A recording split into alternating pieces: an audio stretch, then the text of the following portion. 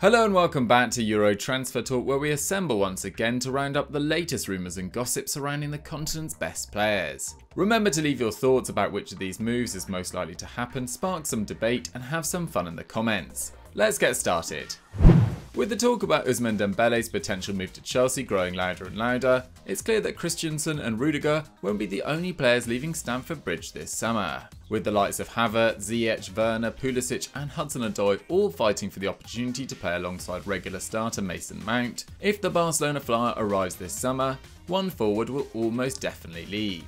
Luckily for the Blues, there is serious interest in at least one of those stars, with the Daily Mail reporting that both Juventus and Milan are exploring the possibility of signing former Dortmund winger Pulisic. The US international, capped 50 times by his country, has struggled for fitness and consistency since his €67 million move from Germany in 2019, never starting more than 20 league games in any of his 3 seasons at the club and only once contributing over 10 league goals. 21-22 saw the 23-year-old play under 1,300 league minutes, a figure that ranked 18th in the squad. And though his tally of 161 minutes per league goal contribution was by no means terrible, Pulisic has spoken publicly about his dissatisfaction with his current predicament. Talking to reporters prior to the US's friendly against Panama on Sunday, he said, "Of course I want to get more playing time. I want to be on the field as much as I can." Given the fact the US will be heading to their first World Cup in 8 years in November, it's understandable that the right winger wants to increase his playing time. Whilst Milan or Juventus are unlikely to be able to match the fee that Chelsea paid for Pulisic 3 years ago,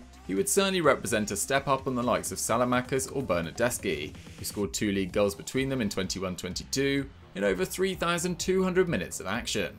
Rossoneri and Bianconeri fans, though, we want to hear from you. How much would you be willing to spend on Pulisic, and do you think you have a realistic chance of signing him? Let us know in the comments section. We head to Monaco now, where the majority of attention over the last month or so has focused around the future of their star midfielder Aurelien Tchouameni. But we can now tell you that the Monegasque Philippe Clement might have another potential departure on his hands, with the Mirror reporting that Leicester City are interested in signing their right winger Sofie and Diop. A regular in the Monaco starting lineup for the last 2 seasons, contributing 18 league goals in that time, the 21-year-old played a crucial role in Clement's side sealing 3rd place and a Champions League playoff spot, with 9 wins and 1 draw in their final 10 league games of the season. The Mirror's report claims that Diop could be available for €23 million or £20 million this summer, a price that would seem reasonable for the Foxes as they look to improve their options on that flank, with Ayoze Perez's performances and output some way short of Harvey Barnes's on the opposite flank. Rodgers' side have had mixed luck when recruiting from Liga in recent years, with Tielemans and Fofana representing excellent pickups, but Soumare so far struggling to justify his €21 million fee, and the less said about former Monaco winger Rachid Ghezzal, signed in 2018, the better. But Diop has all the raw ingredients to be a success in the Premier League. An incredibly hard worker who averages over 21 pressures and 3.2 tackles and interceptions per 90, dwarfing Perez's 1.2 defensive actions per 90, factor in that he also completes 2.6 dribbles per 90,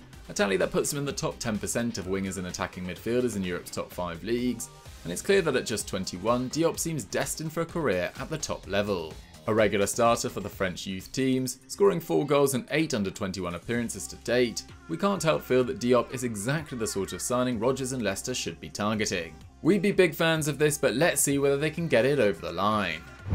We head to Barcelona now, where Blaugrana sporting director Mathieu Alemany, who shot to prominence during his time at Valencia, is once again trying to make moves in the market on a very tight budget. We know about Christensen and Kessie, while the rumours surrounding Lewandowski in particular continue to swirl, but we can now reveal that their attempt to sign another primary target, Leeds winger Raphinha, is gathering pace. According to Spanish publication Sport, Alemany is set to fly to Leeds this week to thrash out a deal for the former Rennes player, who's recently broken into the Brazil side. There is likely to be protracted negotiations around the fee though, with Leeds having survived his €25 million release clause is no longer in play, meaning the Yorkshire side will ask for at least €65 million to sell their star player, who was directly involved in 1/3 of their league goals last term. Sport report that Barcelona aren't willing to pay over €40 million to sign him, so could well offer players such as Oscar Mingueza to sweeten the deal. With Ousmane Dembele likely to leave this summer and a permanent move for Adama Traore off the table as it stands, Barcelona could start next season with Ferran Torres as their only viable option on the right. making a move for a right winger this summer a top priority. It's clear though that Raphinha is a very different player to Dembele. The 8-cap Brazilian is a more technical player, more likely to pick the lock with a progressive pass, as shown by his 5.2 per 90, 0.6 more than Dembele. The Frenchman meanwhile is an extraordinary dribbler, completing 14.3 progressive carries with the ball over 10 yards last season, nearly 3 times that of Raphinha. If Dembele leaves and Raphinha arrives, there is a chance that Barcelona's attack becomes fairly static and predictable. Barcelona fans, do you think losing Dembele, who is 5 months younger, for free and spending at least 35 million euros on Raphinha would be a wise decision? Or do you think Xavi and Alemany should be trying everything in their power to persuade La Liga's top provider from last season to remain at the Nou Camp?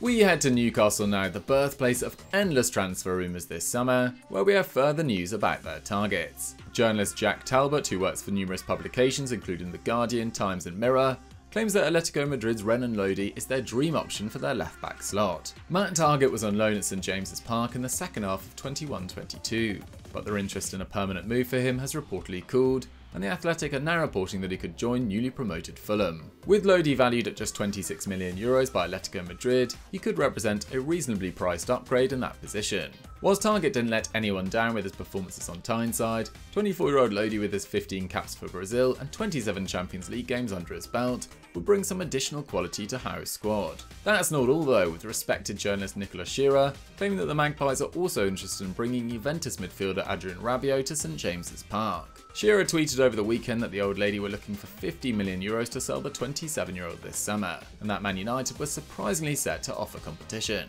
Whilst we struggle to imagine the Red Devils looking to bring the former PSG midfielder to the club, given the reputation of not only himself but his mother Veronique, who also acts as his agent, we can see Newcastle's Saudi owners being lured in by the possibility of bringing in a statement signing who has won 6 league titles in 2 countries. Anyone who has watched Rabiot consistently over his 3 years in Turin will tell you firsthand that he is seriously underwhelmed during his time there, with 6 goals and 6 assists in 129 games for the club. So for us, it's a yes to Lodi at the right price, but we aren't sure Rabiot is worth the hassle.